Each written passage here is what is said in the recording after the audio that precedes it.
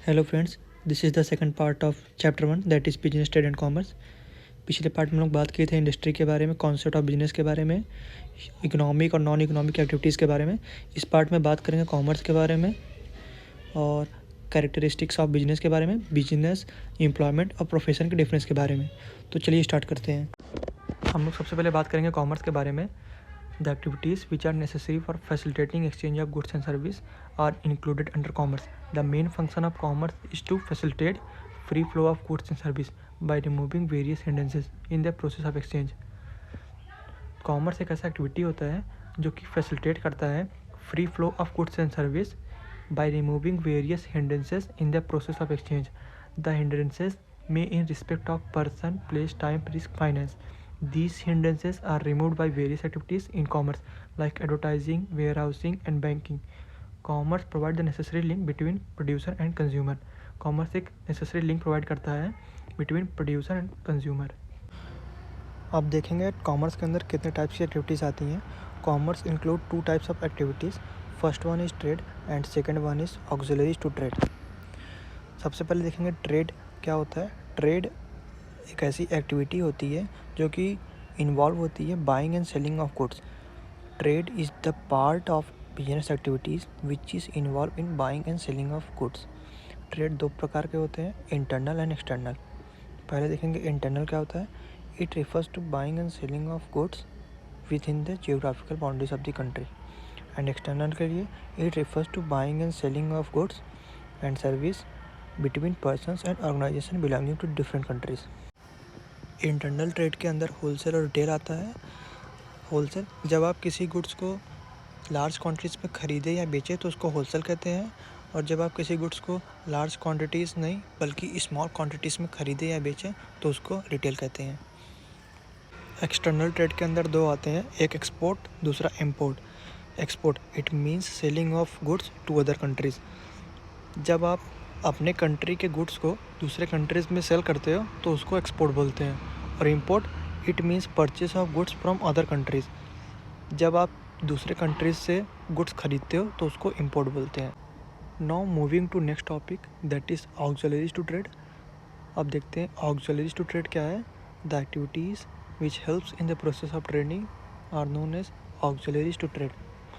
ऐसी एक्टिविटी जो कि ट्रेडिंग में हेल्प करती है उसको ऑक्सिलरीज टू ट्रेड बोलते हैं। These activities place a supportive role in the free flow of goods and service. ये एक्टिविटी गुड्स और सर्विस का फ्री फ्लो होने में हेल्प करती है। This helps in removing various hindrances में in respect of place, finance, time, risk, person, knowledge. ये various hindrances को रिमूव करने में मदद करती है। चलो अब बात करेंगे types of auxiliaries to trade. पहला देखते हैं transport. Goods are produced at a particular location but are needed at different places of country. For example, sugar is mainly produced in Uttar Pradesh but it is consumed all over the country. मतलब कि goods बनता तो एक ही जगह पे है लेकिन उसका नीड कंट्री के डिफरेंट प्लेसेस पे होता है, तो वहाँ पे पहुँचाने का काम ये ट्रांसपोर्ट डिपार्टमेंट करता है।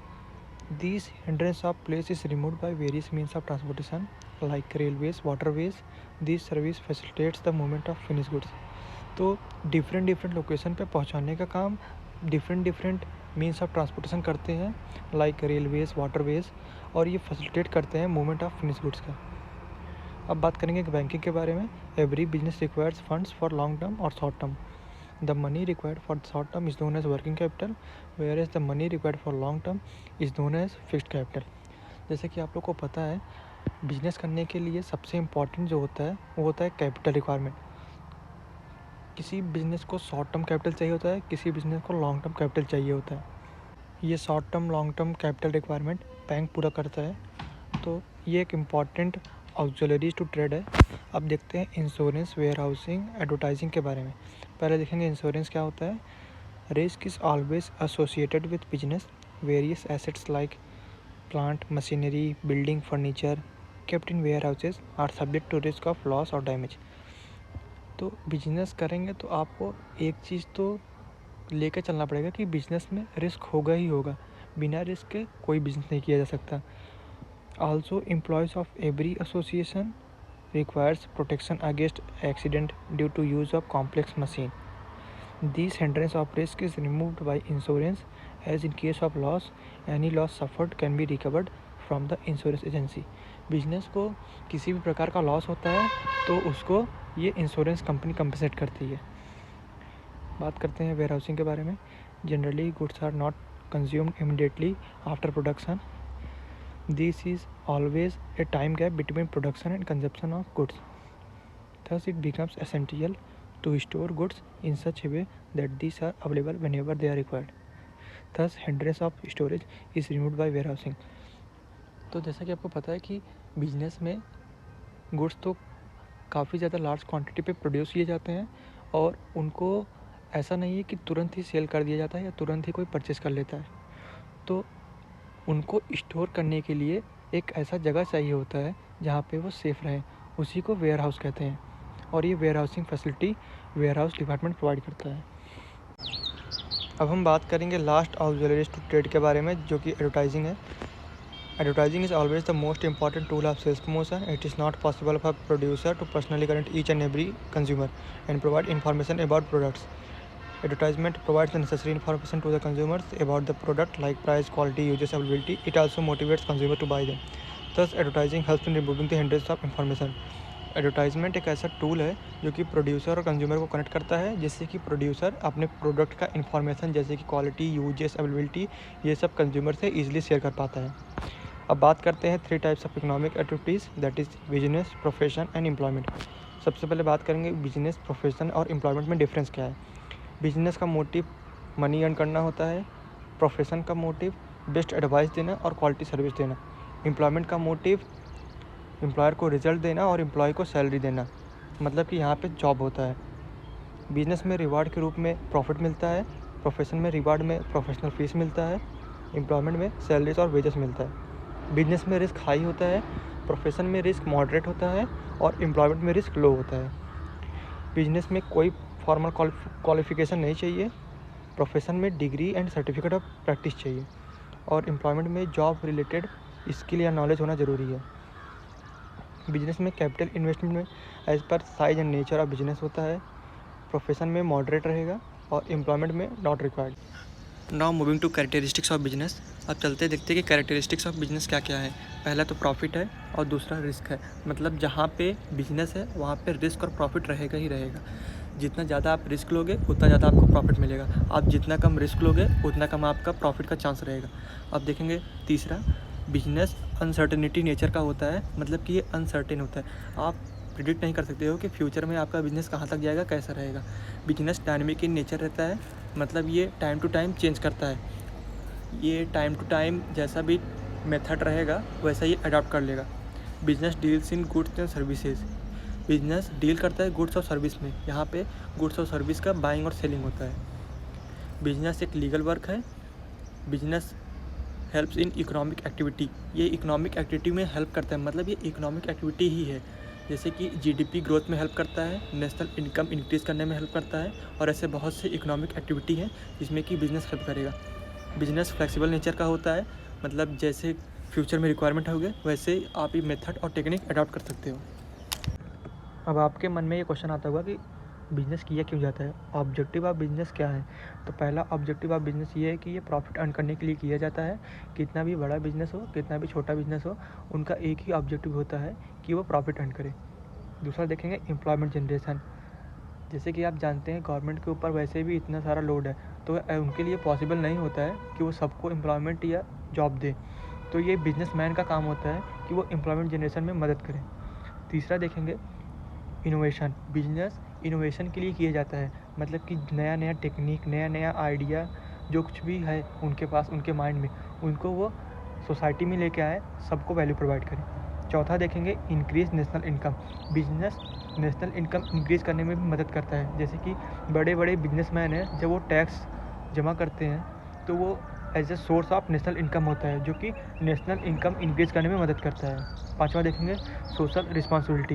बिजनेस सोशल रिस्पॉन्सिबिलिटी करने के लिए भी किया जाता है, जैसे कि काफ़ी बिजनेसमैन हैं, टाटा को ले लो, अंबानी को ले लो, वो चैरिटी, डोनेशन, ये सब रेगुलर बेस पे करते रहते हैं। अब बात करते हैं basic factors which are considered for starting a business. ये क्वेश्चन हर किसी के मन में रहता ही रहता है जो भी बिजनेस स्टार्ट करने का सोचता है। सबसे पहले देखेंगे साइज ऑफ फर्म। ये डिपेंड करता है आपके ऊपर कि आप क्या सोचते हैं, कहाँ तक जाना चाहते हैं। अगर आपको छोटे में ही रहना है, आपका बिजनेस छोटे लेवल पे ही रहेगा, तो आप ओपीसी में जाइए, 1% कंपनी। अगर आपको बड़े लेवल पे जाना है, आपकी कंपनी बड़ी बनानी है, तो आप पब्लिक कंपनी में जाइए। सेकंड देखते हैं फाइनेंस। अगर आपके बिज़नेस को, आपकी कंपनी को कम फाइनेंस चाहिए, तो आप प्राइवेट कंपनी में जाइए। अगर आपके बिज़नेस को ज़्यादा फाइनेंस चाहिए, ज़्यादा मनी चाहिए, तो आप पब्लिक कंपनी में जाइए, क्योंकि वहाँ पे लिस्टिंग पॉसिबल होती है। अब देखते हैं लोकेशन ऑफ बिजनेस। ये डिपेंड करता है डिमांड एंड सप्लाई पे। जैसे कि आपके सिटी में 5 शॉपिंग मॉल पहले से ही है और आप सोच रहे हैं कि शॉपिंग मॉल आपको खोलना है, तो यहाँ पे कंपटीशन ज़्यादा है, क्योंकि यहाँ पे ऑलरेडी ही 5 शॉपिंग मॉल है जो कि उनके रिक्वायरमेंट को पूरा कर रहे हैं। आपको इस सिटी में शॉपिंग मॉल नहीं खोलना चाहिए, क्योंकि गारंटी नहीं है कि आप सक्सेसफुल होगे ही होगे। Choice of form of ownership. अगर आपको सिर्फ अकेले ही प्रॉफिट लॉस ये सब लेके चलना है, तो फिर आप ओपीसी कंपनी खोलो।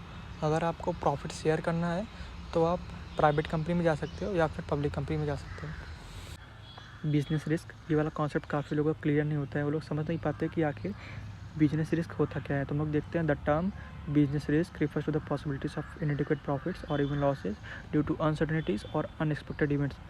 तो बिजनेस में होने वाला लॉस, या फिर कभी कभी बिजनेस में प्रॉफिट इतना कम होता है कि बिजनेस कर पाना पॉसिबल ना हो पाए, तो ऐसे इवेंट को, ऐसे अनएक्सपेक्टेड इवेंट को बिजनेस रिस्क बोलते हैं। For example change in fashion और टेस्ट एंड प्रेफरेंस। तो देखते हैं हम लोग बिजनेस रिस्क में 2 रिस्क होते हैं, एक स्पेकुलेटिव, एक प्योर। पहले देखेंगे speculative. It involves both the possibilities of gain as well as possibilities of loss. ये एक ऐसा रिस्क है जो कि पॉसिबिलिटी ऑफ गेन और पॉसिबिलिटी ऑफ लॉस दोनों कवर करता है। मतलब कि इसमें गेन भी हो सकता है और लॉस भी हो सकता है। Pure risk, it involves only the possibilities of loss और नो लॉस। ये एक ऐसा रिस्क है जिसमें या तो लॉस होगा या फिर एकदम लॉस नहीं होगा। It is the risk which arises due to fire, theft और स्ट्राइक। ये एक ऐसा रिस्क है जो कि फायर होने की वजह से, थेफ्ट होने की वजह से या फिर स्ट्राइक होने की वजह से अराइज होता है। Causes of business risk. देखते हैं कि आखिर बिजनेस रिस्क किन कारणों की वजह से होता है। यहाँ पे 4 कॉजेज़ हैं: natural causes, economic causes, other causes, human causes. पहले देखेंगे नेचुरल कॉजेज़। तो बिजनेस में होने वाला रिस्क जो कि नेचर की वजह से हो, example earthquake, flood, heavy rain, उसको नेचुरल कॉजेज़ बोलते हैं।